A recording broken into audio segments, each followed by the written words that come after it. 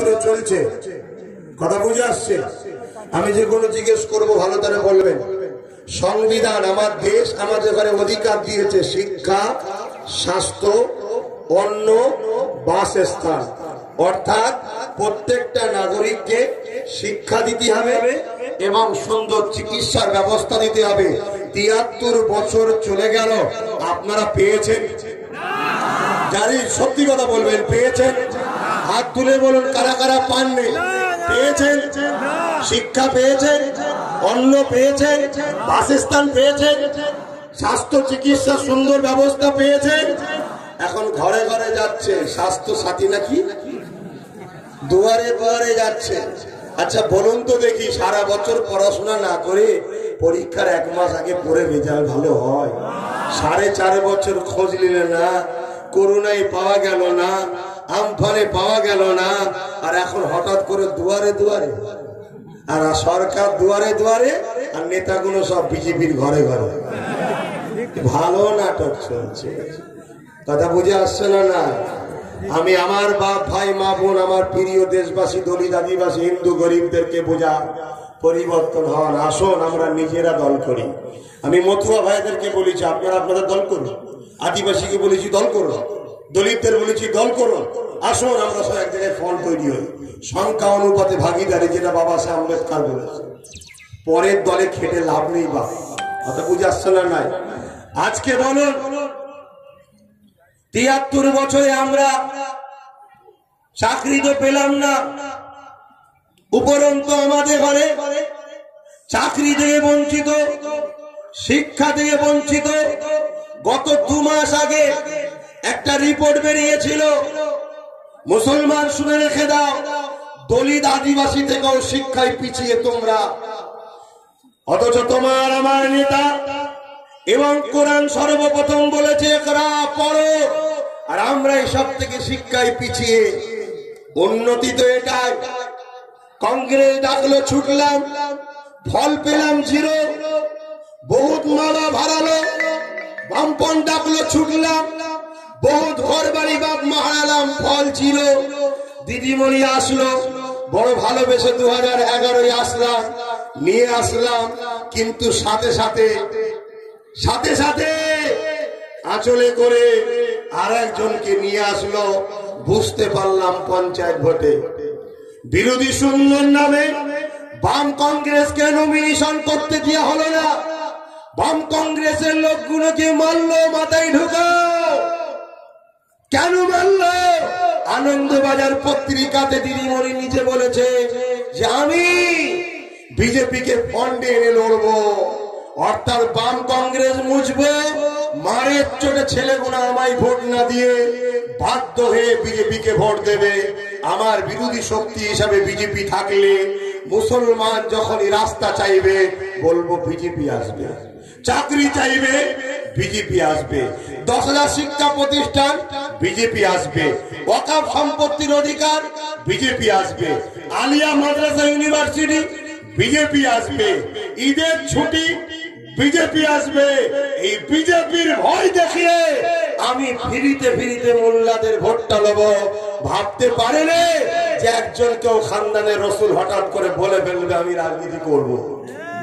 যদি এরা ভেবে থাকতে এটা বলতো না। ছোটবেলায় বাচ্চাদের ব্যাপারে আমরা ভয় দেখাই, দেখেছেন? হুমবুড়ির মা দেখেন না, ছেলে ধরার মা, কি বলে ছেলে ধরা, যাই হোক হুমবুড়ির মা বা ছেলে ধরার মা। বাচ্চা যখন মায়ের কোল থেকে দুপুর বেলা না ঘুমিয়ে বেরোতে যায়, অমনি মা বলে যাসনি, ছেলে ধরা আছে, হুমবুড়ির মা আছে, ভয় দেখাতো না। যদি তারপরও নেমে যায়, একজন কেউ থলে মুড়িয়ে দিয়েছে, অমনি চিক বেরিয়ে এসে মায়ের কোলে উঠে পড়তো। মা বলতো যা, বলছে যাবো না, ভয় খেয়ে গেছে। তো বিজেপিটা হলো টিএমসির কাছে হুমবুড়ির মা, আমাদেরকে দেখাচ্ছে আমার কাছ থেকে নেবনি, ছেলে ধরা আছে, হুমবুড়ির মা আসবে ধরে নেবে। আমরা বড় হয়ে গেছেন, হুমবুড়ির মাকেও জব্দ করতে পারি, আমরাও হুমবুড়ির মাকে মুড়ি দিয়ে হু করতে পারবো। কি বাচ্চা নাকি আমরা? হ্যাঁ, আরে যার স্বপ্ন নেই তার ভবিষ্যৎ নেই। যে কাপুরুষ হয় সে বারবার মরে, যে বীর পুরুষ হয় সে কখনো মরে নেই, যাবার পরও স্মৃতিতে থেকে যায়। অতএব এমনি তো মরে গেছি, কার নেই, কারবার নেই, চাকরি নেই, অধিকার নেই, ইনসাফ নেই। আবার বলছে এনআরসি করে ক্যাম্পে দেবো, মা বেটিদের রেপ হবে। আরে তার আগে আসো একবার লড়াই করে, যদি হাত খালি আছে বলেই তো কুকুর বারবার ঘেউ ঘেউ করছে, গোটা 50 লাঠি দেখাতে পারি, ও সব কুকুর ঘেউ ঘেউ বন্ধ হয়ে যাবে। ঠিক না বেঠে? অতএব গোটা 50 MLA জোগাড় করতেই হবে। রাজি আছো? পরিস্থিতি কিন্তু খুব ভালো, বিক্রি যদি না হয়ে যাও আশা রাখা যাচ্ছে হয়ে যাবে। কথা বুঝে আসছে না? নাই। আর আমার দলে যে শুধু মুসলমান দাঁড়াবে তা নয়, রাজনীতি করতে নেমেছি, দেশ সবার সেবা করব সবার। ঠিক না বেটি? অতএব এই কাজে একেবারে খুশি মনে, বেশি কিছু বলছি না। আমি যদি আগাই, আপনাদের কাছে পারমিশন চাইছি, একদম খুশি মনে সত্য কথা বলবেন। আমি 2021-এ প্রার্থী দেব, একদম সাক্ষী রেখে বলেন। এটা দিচ্ছে? আমি যেখানে যেখানে প্রার্থী দেব, ওই জায়গায় যারা প্রার্থী দেবে না, বাকি জায়গাতে তাদেরকে আমরা সাপোর্ট করবো। কথা বুঝছেন না? বোঝেন? আমরা আজ থেকে তাহলে টিএমসিও নয়, বামফ্রন্ট নয়, কংগ্রেসও নয়, আজ থেকে আমরা নিজেদের দলে। ঠিক না বেটি? আজ থেকে আমরা ভাইজানের সাথে, বাবাজির সাথে, আহলে রসুলের সাথে। ঠিক না বেটি? যে জায়গায় আমরা প্রার্থী দেবো, ওই জায়গাতে যে প্রার্থী দেবে না, তাহলে একটু হলো আমাদের সঙ্গে বন্ধুত্বের হাত বাড়ালো তো নাকি? ওর বিনিময়ে অন্য জায়গায় যেখানে আমি সে দেবে, সেখানে আমি দেবো না, কিন্তু সেই জায়গায় আমরা তাদেরকে সাপোর্ট করব। আমাদের ভোট ভালো লাগে, আমাদেরকে ভালো লাগে না। মোল্লা আমাদের কি ভালো লাগে, আমাদের ভোটটা বেশ মজা কি হাতে দ্বারা। তো ভাইয়েরা আমার, সবশেষে একটা কথা বলবো, সেটা হলো এটাই, আপনারা ভাই প্রতিটা পরিবার বা সংসার বা দল যে কোনো করতে গেলে একজনকে নেতৃত্ব তো দিতে হয়। আমি আপনাদের পক্ষ থেকে নেতৃত্ব যদি দিই, আপনারা আমাকে ইজাজত দিচ্ছেন তো? আপনারা আমার কথা মেনে নেবেন তো? আমি কার সঙ্গে জোট করব না করব, কিভাবে কি করব না করব, আপনারা মেনে নেবেন তো? যদি দিদি বাম কংগ্রেস কেউ না আসে, কথা বলুন, কথা বলুন, একা যখন দেবো তাহলে কটা দেবো, আর কোনো লিমিটেড নেই। ঠিক না বেটি? এমনি অলরেডি কিন্তু আমরা একটা ফন্ড বানিয়েছি, যেখানে আদিবাসী ভাইরা আছে, দলিতরা আছে, অলরেডি কথা হয়েছে। জঙ্গলমহল, উড়িষ্যা, কি বলে বাঁকুড়া, পুরুলিয়া, এইসব এলাকায় আদিবাসী বেশি। বলেছে আপনারা দাঁড়াবেন, আমরা ওখানে মুসলমানরা আপনাদের ভোট দেবো। বনগা, গাইঘাটা, অশোকনগর, এখানে দলিত বেশি, যারা মতুয়াবি, যারা বাংলাদেশ থেকে এসছে। আমরা বলেছি আপনারা দাঁড়াবেন, আমরা আপনাদের ভোট দেবো। আর 82টা রিজার্ভ সিট আছে। কটা? 82টা। আর তার মধ্যে 42টা সিট আছে 82-র মধ্যে, মুসলিম যাকে ভোট দেয় সে জেতে। অর্থাৎ রিজার্ভ সিট কিন্তু সংখ্যা মুসলমানের বেশি। কিভাবে আমাদেরকে শেষ করেছে বুঝতে পারছেন? আমরা আছি সেখানে 50% রিজার্ভ সিট। আমরা সেই রিজার্ভ ভাইকে 50% ভোটটা দেবো, দিয়ে তাকে জিতাবো, তারা আমরা একসাথে বন্ধ করব। আমার তো বিশ্বাস, দলিত আদিবাসী মতুয়া ভাইরা যদি জাগে, 2021-এ হয় দলিত আদিবাসী থেকে মুখ্যমন্ত্রী হবে। কথা বুঝছেন না? বলেন না? 73 বছর কোন আদিবাসী দলিতরা মুখ্যমন্ত্রী হয়নি, অথচ এই দেশের মূল নিবাসী কিন্তু আমরা। আর আদিবাসী দলিত ভাইরা তারা মূল নিবাসী, আমরাও মূল নিবাসী। মুখ্যমন্ত্রীকে দলিত আদিবাসীরা হয়নি। আর আমাদের পক্ষ থেকে উপমুখ্যমন্ত্রী হবে। কথা বুঝছেন না? বোঝেন না? আপনারা সিএম হন, আমরা উপমুখ্যমন্ত্রী হব। কথা বুঝে আসছে? আশা করছি ভাইয়েরা তো সাথ দিচ্ছে, যাচ্ছে। আশা রাখছি 2021 একটা ইতিহাস হতে পারে। কেন আমি কোনোদিনের জন্য ভাবিনি যে একটা দিন আমি রাজনীতিতে আমাকে মানুষকে ডাকতে হবে। তবে আমি কিন্তু কোনো জায়গায় দাঁড়াবো না। যাদেরকে দাঁড় করাবো তাদেরকে লিখাকুড়ি করে আমি নিয়ন্ত্রণে রাখবো, যাতে করে তারা না আবার আপনাদের ধোঁকা দেয়। কথা বুঝছেন না? আমি পরের বাপের উপরে ভরসা করতে পারছি না, তাই নিজের উপরে ভরসা আছে, নিজের উপরে কনফিডেন্স আছে, আল্লাহর ভয় আছে। ধোঁকাবাজকে মুনাফিক বলা হয়, এটা আমার জানা আছে। তাই আমি ধোঁকা দেবো না, তাই আপনাদেরকে বলবো যে আমি তাদেরকে নিয়ন্ত্রণ করব। আমি কোনো জায়গায় যাবো না। আমি আপনাদের ভাইজান, আপনাদের ভাই ভাই থাকবো। তো ভাইরা আমার, কিন্তু যে কোনো সমস্যায় আমার কথা যদি মেনে আমার ক্যান্ডিডেটকে জিতান, যে কোনো সমস্যা হবে আমার কাছে যাবেন। প্রতি শুক্রবার রোববার থাকি, আমি আপনার সমস্যা মিটাবো এবং প্রতি মাসে একটা দিন 4-5 ঘন্টা আপনাদের এলাকায় আসবো, আপনাদের সঙ্গে কথা শুনবো। কথা বুঝে আসছে? আমি জবান দিয়েছি, রেকর্ড হচ্ছে সব। তো ভাই একটা শেষ কথা বলে যাই, সবকিছুর শেষে তো এখন পাড়ায় পাড়ায় গ্রামে গ্রামে একটা কথা উঠছে, সেটা হচ্ছে কি, আব্বাস সিদ্দিকী যা করছে বিজেপি চলে আসবে। বলুন তো ভাই, আমি কি করেছি বিজেপি চলে আসবে? আমি আসার আগে তো 18টা চলে আসো, ঠিক না বেটি? বলছে ও ভোটটা আলাদা, এ ভোটটা আলাদা। ভাই ও ভোটটা কি জেনে দিয়েছে নাকি? তার মানে কি ইচ্ছা করে ওই ভোটটা দেওয়া হয়েছে, তার স্বীকার করছে, ইচ্ছা করে যারা দেওয়া হয়েছে স্বীকার করছে। কথা মাথায় ঢুকছে না? ঢোকে না? আচ্ছা বলুন তো ভাই, দেশ চালাচ্ছে কারা? বাংলা কি দেশের বাইরে? তাহলে বাংলা চালাচ্ছে কারা? বিজেপি। বিজেপি তো চালাচ্ছে, এ চালায়নি? নাম কেউ আসতে কেউ বসে আছে, চালাচ্ছে তো অন্যজন। আর আমি আপনাকে বলে গেলাম, যেতে হবে, না গেলে জেল খাটতে হবে। সারদা নারদায় ফেসে আছে, যেতে হবে। তবে এবারে ওইগুলো সব ঢুকিয়ে নতুন আবার একবার করে ধোকা দিয়ে হবে। সেকুলারের নামে যাদেরকে বিশ্বাস করে ভোট দিলেন তারা সব আজকে চলে যাচ্ছে না, যায়নি। আবার যারা নতুন করে আসবে তাদের উপরে কোন ভরসায় বিশ্বাস করবেন ভাই? আপনাদের মা বেটির ইজ্জত আবরুর ব্যাপার নয় এটা। ক্যাম্পে গিয়ে কত বিপদে পড়তে হবে জানেন না? অতএব লড়তে গেলে আগাতে হবে। এবারে বলুন, বিজেপিকে সত্যি কি আপনাদের রুকার ইচ্ছা আছে? হাত তুলে দেখান, ইচ্ছা আছে? বাপ রে বাপ, এত বিজেপির উপরে রাগ কেন? কেন, কি জন্য বিজেপি রুখতে চান? আমি কি জিজ্ঞেস করছি, তো সারা দেন। কি জন্য বিজেপিকে রুখতে চাইছে?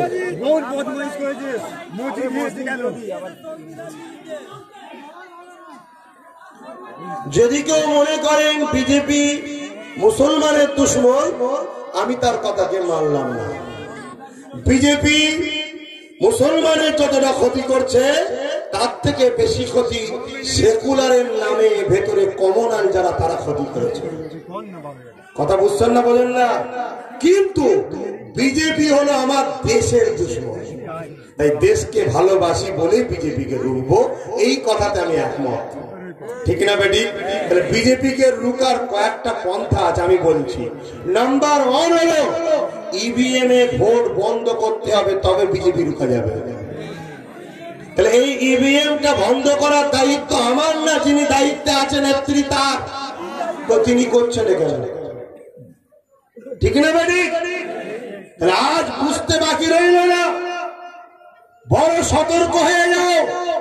তোমাদেরকে ফাঁসাবার প্ল্যান চলছে, চক্রান্ত চলছে, মনে আছে? কারা ট্রেনে ঢিল ছুড়ল আর বলে দিল লুঙ্গি বাহিনী, তোমাদেরকে নামানো হবে, নামিয়ে বিজেপির সঙ্গে লড়াই লাগিয়ে দেওয়া হবে। যারা লড়াই নামাবে তোমাদের ঘরে, দিনের শেষে দেখবে তারাই বিজেপির সঙ্গে হাত মিলে বন্ধুত্ব করে বসে আছে, আর তোমাদের ঘরে বিজেপির দুশ্মন করে এক ঘরে করে দেবে। আর ওদের হাতে সব, ওদের হাতে সব ফোর্স নামিয়ে, মিলিটারি নামিয়ে গুলি করে করে তোমাদের মা বেটির ইজ্জত লুটবে, কেউ তোমাদের হয়ে বলার থাকবে না। তাই যদি ইভিএম বন্ধ করো, তাহলে বিজেপি রুকাতে আমরাও আছি, ঠিক না বেঠি? ইভিএম রুকবে না, নাটক করবে, ও নাটকে আমরা নেই, ঠিক না বেটি? নাম্বার 2, বিজেপিকে রুকার উপায় হলো বাম, কংগ্রেস, টিএমসি তিনটেকে এক হতে হবে। শুনছেন না? শুনেন না? তুমি বলছো আমার দুশ্মন, তুমি বলছো আমার দুশ্মন, তুমি বলছো আমার দুশ্মন, তোমরা তিনটে এক হও আর আমরাও তোমাদের সাথে যাবো। এই কথা বুঝছেন না? বলেন না? আর না হয় যদি কেউ বিজেপি রুখবে বলে, এই এক না হয়ে জানবে তারাই হলো বিজেপির প্রকৃত লোক। একটা লোককে যদি বারবার বলা হয় বিজেপি বিজেপি বিজেপি বিজেপি, সে রাগের চোট একবার বলবে যা করিস করে লিখে যা, বিজেপি করবে। এটা তো প্ল্যান, পলিসিটা মানুষকে বাধ্য করাচ্ছে। শুনে রাখো, আমি আপনাদেরকে কয়েকটা কাজ দিয়েছি, করবেন। নাম্বার 1, আল্লাহ বলেছে নামাজ পড়তে, নামাজ তো পড়বেন, নামাজের বাদ আমার জন্য একটু দোয়া করবেন, আল্লাহ যেন আপনার ভাইকে গরিবের জন্য রাজ ক্ষমতা দান করে, বলুন আমিন। নাম্বার 2, নিজেরা নিজেদের মা বাপ ভাই বোন আত্মীয় স্বজন ভেতরে ভেতরে ভেতরে ভেতরে সব বুঝিয়ে রেডি করে রাখেন, কোন রকম হুড়োহুড়ি নয়। যে যা বলবে সবাইকে বলবেন হ্যাঁ আমার সাথে চল রে, চল বিয়ার লেখ না রে লেখ, কিন্তু ঠিক জায়গায় ঠিক সময়ে ঠিক দিনে একসাথে গিয়ে ভাইজানের কথায় বাবাজির কথায় 2021-এ ভোট দিয়ে দেবেন। রাজি আছেন? রাজি আছেন? আপনার নাম্বার 3 মনে রাখবেন, আপনাদের ঘরে আওয়াজ তুলতে হবে বাম কংগ্রেস টিএমসি, আসুন সবাই এক হয়ে আমরা, ঠিক না বেটি? নাম্বার 4, লিখাপড়ি করতে হবে, যে যে দলে দাঁড়িয়ে জিতবে জিতার পরে ওই দল ছেড়ে চলে যেতে পারবে না, এটা সই করে লিখতে হবে, আইন করতে হবে। চলে গেলেই 1 সপ্তাহের মধ্যে পথ খালি যাবে।